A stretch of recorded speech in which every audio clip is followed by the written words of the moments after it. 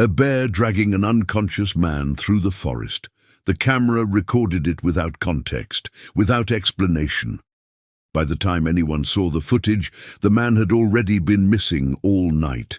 Search teams prepared for the worst, because in the wild, this never ends well. But when they finally reached the place where the bear left him, everything they believed about that footage collapsed. The trail was supposed to take 4 hours. That was what the map said, what the ranger at the entrance had said, what the weather forecast had quietly agreed with that morning. A simple out-and-back hike through a protected forest zone, popular enough to feel safe, remote enough to feel peaceful. The hiker, an experienced man in his early 40s, had done harder routes before in worse conditions, with heavier packs. Nothing about that day suggested danger.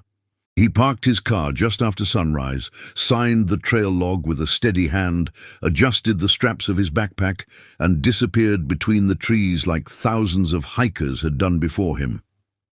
No drama, no witnesses, no warning.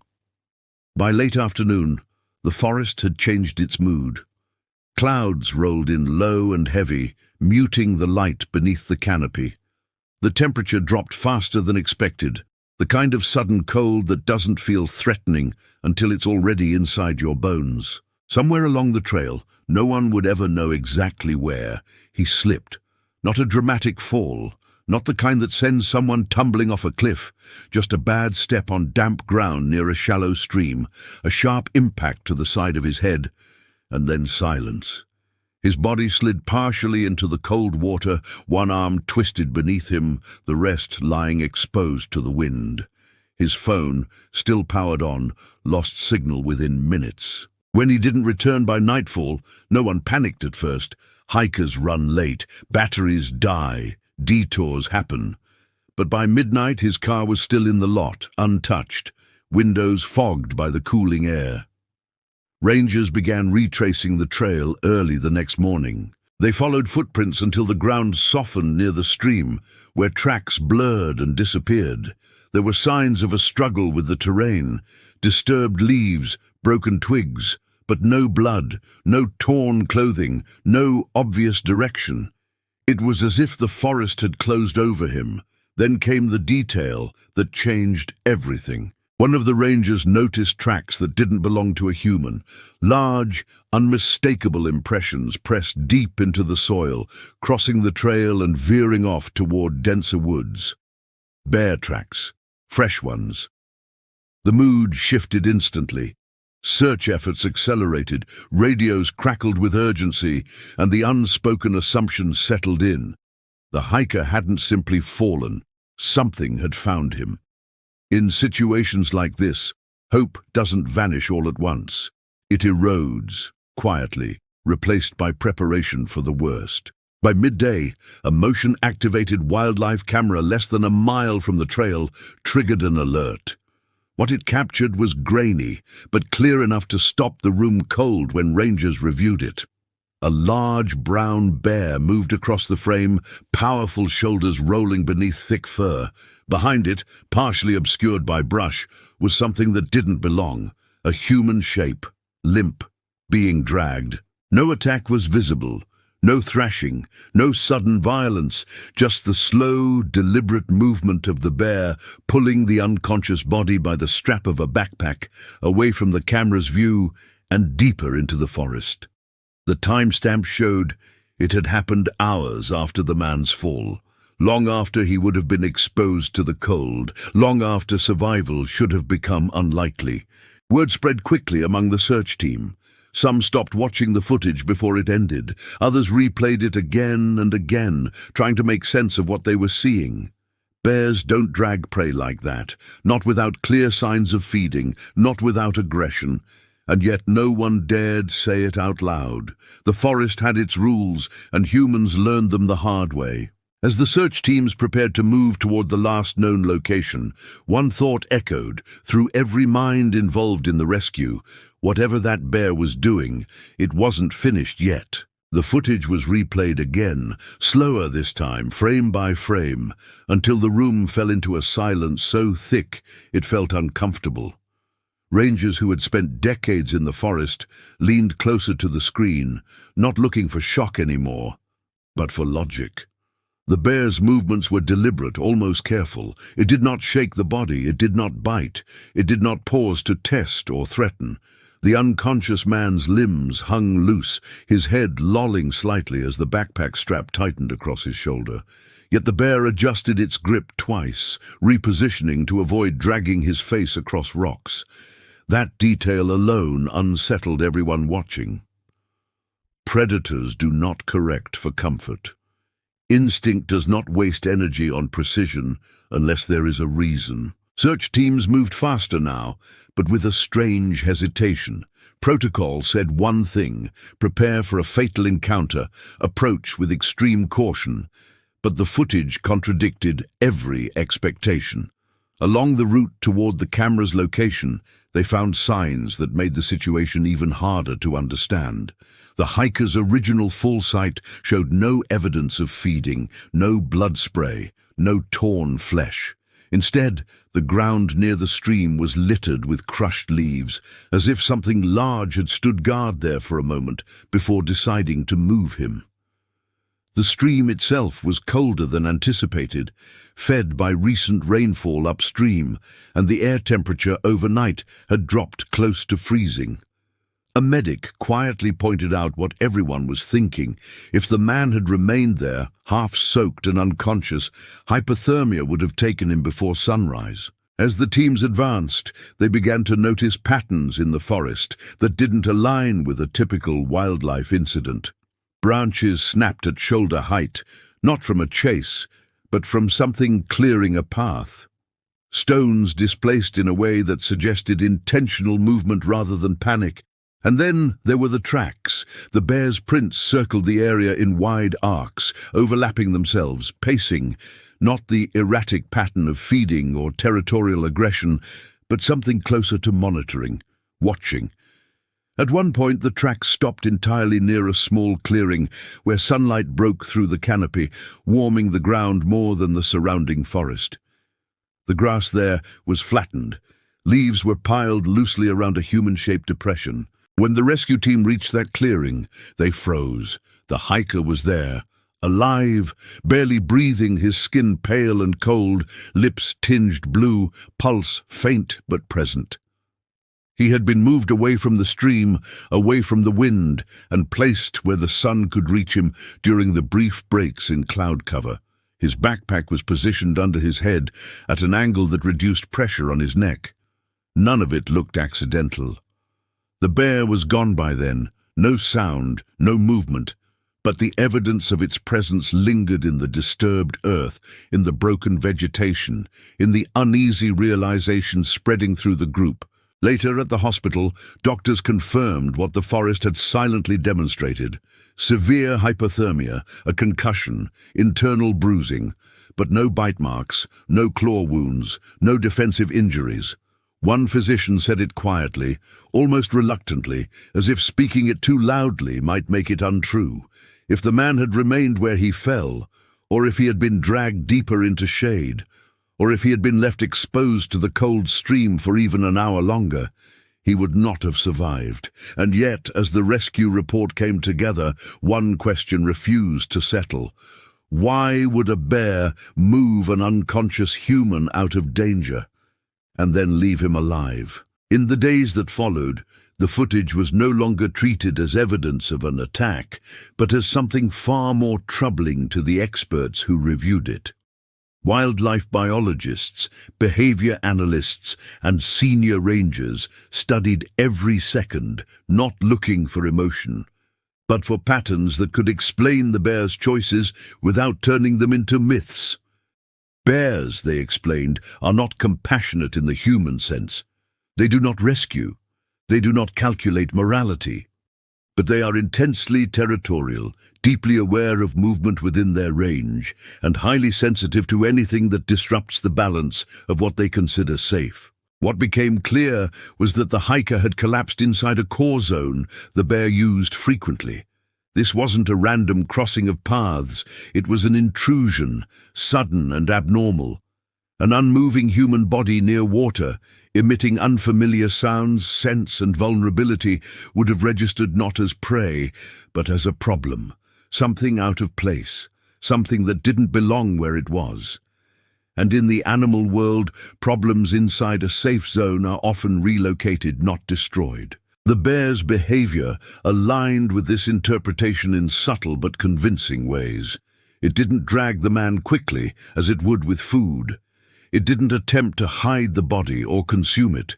Instead, it moved him just far enough to remove the disturbance, away from the stream, away from the cold, away from the unstable ground. The choice of the clearing was not coincidence.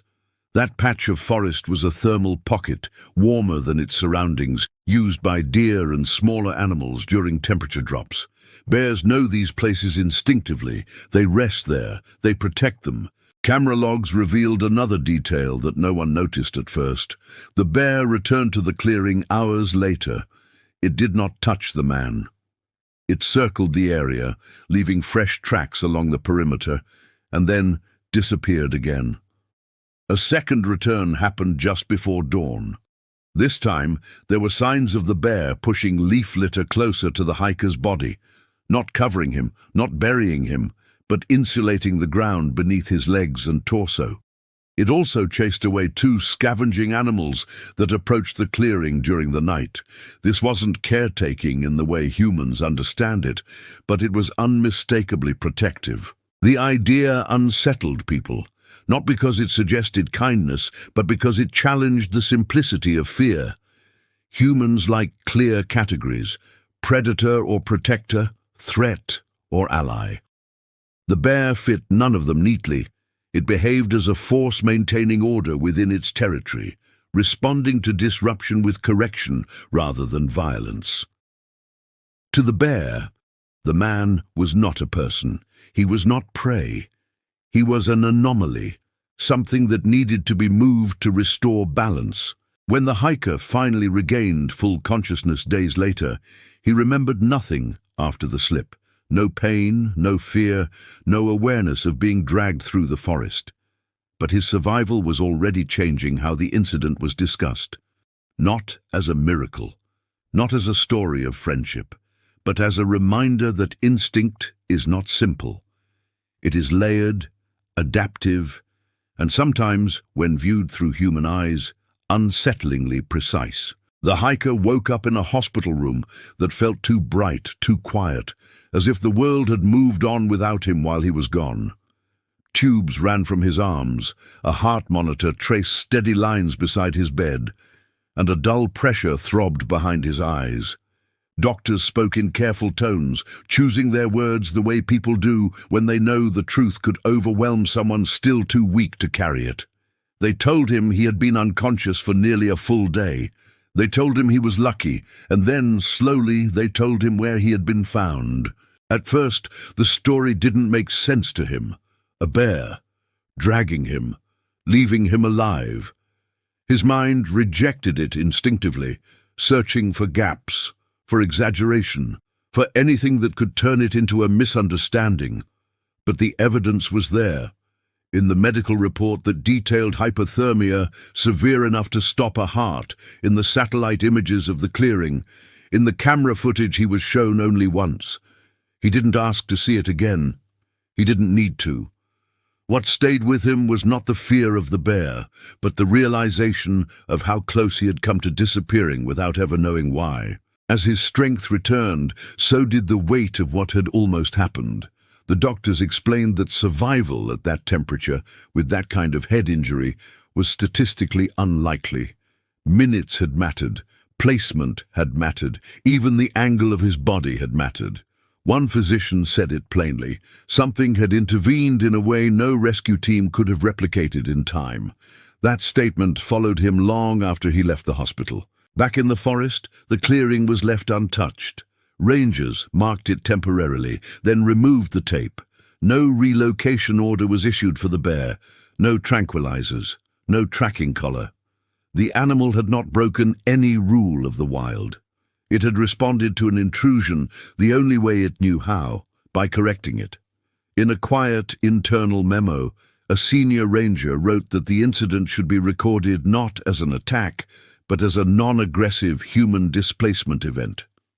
The phrasing felt cold, almost absurd, but it was accurate. The forest had not rejected the man, it had adjusted him. The hiker never returned to that trail. He still walks, still loves the outdoors, but not with the same assumptions. He no longer believes that danger always announces itself with teeth and claws, or that survival is always the result of intention. Sometimes, he says, it is the result of being moved, just enough, just in time, by something that does not know your name, your past, or your future. Only that you do not belong where you are lying. What survived with him was not a belief that animals are gentle or that humans are protected. It was something quieter and harder to explain, the understanding that the wild is not cruel or kind, it is precise. And on that day, precision was the difference between a body found too late and a man who lived to tell a story no one was ready to believe. In the weeks after the incident, the story spread the way these things always do, quietly at first, then faster than anyone intended. Online headlines stripped it down to spectacle. Bear saves man. Miracle in the woods. Proof animals feel compassion. Each version softened the edges, replacing uncertainty with comfort. But inside the ranger stations and wildlife offices, the language stayed careful, almost restrained.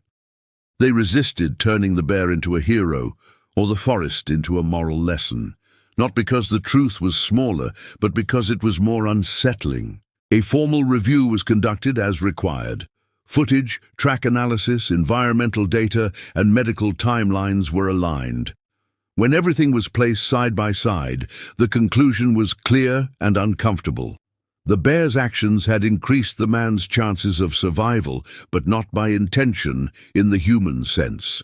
The bear had not chosen to save a life. It had chosen to restore order. The hiker's body, motionless and vulnerable, represented a disruption inside a familiar zone. Removing that disruption, placing it where it posed less risk to the bear's environment, was consistent with known territorial behavior, even if the outcome defied expectation. What unsettled the experts most was how little margin there had been. The clearing was only slightly warmer. The time between the man's fall and the bear's intervention was narrow. A delay of even an hour could have meant a different ending. That precision forced an uncomfortable question. How many similar moments go unseen, unrecorded, erased by weather and time? How many times does the wild act without witnesses, without interpretation, without stories to shape the outcome into something human minds can accept? The bear was never seen again by the search teams, though its tracks continued to appear in the area for months. Life resumed its rhythms. Deer returned to the clearing. Weather shifted. Leaves covered the impressions left behind. The forest corrected itself, as it always does, erasing evidence of both danger and survival with the same indifference. Only the footage remained, frozen in time, a reminder that certainty is often something we invent after the fact. The hiker declined interviews after one brief statement. He did not want the bear blamed or praised. He did not want people hiking into protected zones, hoping for a miracle. What stayed with him was not gratitude directed outward, but humility turned inward. He had entered the forest believing knowledge and preparation made him equal to it. He left understanding that survival is sometimes the result of forces that neither recognize us nor owe us anything. And that is why the story never settled into a simple lesson. It wasn't about trust or friendship or fate. It was about proximity, about how close life can come to ending and how narrowly it can continue, shaped by movements that mean nothing to the world that makes them, and everything to the person who lives through them. Months later, when the official files were archived and the attention had faded, one small detail resurfaced during a routine review, something overlooked because it didn't fit any category. A ranger, revisiting the thermal data from that night, noticed a brief anomaly near the clearing just before dawn. The temperature around the hiker's body rose slightly for a short period, not enough to save him on its own, but enough to slow the decline. At first, it was assumed to be a break in cloud cover, but when cross-checked with satellite weather data, the timing didn't align. What aligned instead were the tracks the bear had laid down nearby, not beside the man, not touching him, but close enough that its body heat subtly altered the microclimate of the clearing for a short window of time. It stayed there long enough to matter, and then left before daylight fully broke. This wasn't recorded as care or protection or intent. It was logged simply as proximity, an animal resting where it always had, unaware that a human life was balanced on the edge of that warmth. That detail never made it into the public story. It complicated things too much. It didn't offer comfort or spectacle. It didn't fit the language of miracles or monsters. It suggested something far more difficult to accept, that survival can hinge on moments that are never meant for us, actions that carry no meaning to the one who performs them, and outcomes that feel personal only because we are the ones who remain. The hiker keeps that detail to himself. He didn't learn it from the news or the footage, but from a ranger who spoke quietly, almost reluctantly, as if sharing it felt like crossing a line. Since then, he has stopped trying to explain what happened in words people want to hear. He doesn't say the bear saved him. He doesn't say the forest spared him. He says only that something moved him when he could not move himself, and that the rest of his life exists because of a margin so thin it barely deserves a name. In the end, the bear returned to being what it had always been, a presence without narrative, a force without explanation. The forest absorbed the event, erasing it season by season, and the man walked away carrying a truth that refuses to be simplified. Sometimes survival isn't granted by kindness or cruelty, but by being in the wrong place at the exact moment something else decided to make it right. Today, the trail is still open. The sign at the entrance hasn't changed. No warnings have been added, no dramatic plaques, no mention of bears dragging hikers into clearings. To anyone passing through, it looks like any other protected forest path, quiet, ordinary, forgettable. And yet, for the rangers who patrol it, and for the small community that followed the incident closely, something about that stretch of land remains unsettled. Not because of fear, but because of restraint. Search and rescue teams who worked that case still reference it during training, not as an example of danger, but as a lesson in assumption. They talk about how quickly certainty forms when humans encounter the wild, how fast the mind fills silence with threat. The footage is shown without commentary, no dramatic music, no conclusion provided. Recruits are asked only one question afterward: what do you think you saw? The answers are always different. Some say aggression, some say protection, some admit they don't know. That uncertainty is the point. The hiker returned once, briefly, months later. Not to walk the trail, but to stand at its edge. He didn't cross the tree line. He stood there in daylight, listening to the wind move through branches, watching shadows shift across the ground. There was no ceremony, no offering, no attempt to mark the place. He understood now that the forest does not remember us the way we remember it. Meaning is something we carry out, not something we leave behind. Since then, he has chosen routes closer to towns, paths where help is measured in minutes instead of hours. Not out of fear, but respect. He no longer believes the wilderness owes him beauty or challenge. He believes it owes him nothing at all.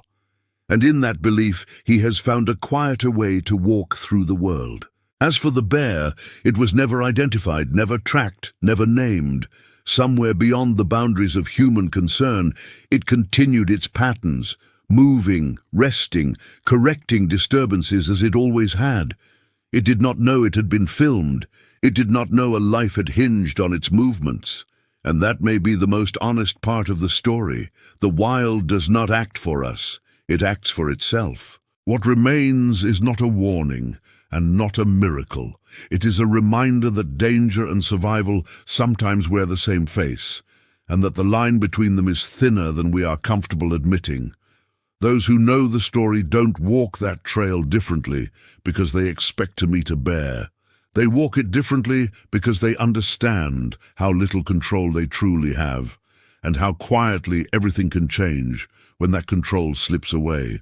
Years from now, the footage will still exist somewhere, archived on a server, referenced occasionally, stripped of context and shared in fragments. People will argue over it. Some will insist the bear showed intelligence beyond instinct. Others will dismiss the entire event as coincidence shaped by hindsight. Both sides will miss the point, because the truth of what happened was never meant to be settled. It was meant to be lived with. The hiker rarely speaks about that day anymore. When he does, he doesn't describe fear. He describes stillness, the kind that comes when the body shuts down and the world continues without you, unaware of whether you will return to it. He understands now that survival is not always dramatic. Sometimes it arrives quietly, carried by forces that do not announce themselves, guided by rules older than language or intention. In the forest, nothing marks the clearing, no scar remains where he lay. Seasons passed over it without pause, leaves replacing leaves, soil reclaiming every impression. The place is ordinary again, as it always was. And yet, somewhere in that ordinariness, a boundary was crossed and uncrossed, a moment where human life brushed against something vast and indifferent and emerged altered. This is why the story endures, even without a moral. Not because a bear dragged a man through the woods, but because the world did not behave the way it was expected to. We like stories where meaning is assigned, where heroes are clear and outcomes are earned. This was not that kind of story. It was about proximity, timing, and the quiet mechanics of survival. In the end, the bear returned to being a shadow among trees. The forest returned to being a forest, and the man returned to a life that continues not with certainty, but with awareness. Awareness that control is fragile, that explanations are optional, and that sometimes the reason you are still here has nothing to do with being chosen, and everything to do with being moved just enough at the exact moment for life to continue. And that is the part no one sees when the footage ends.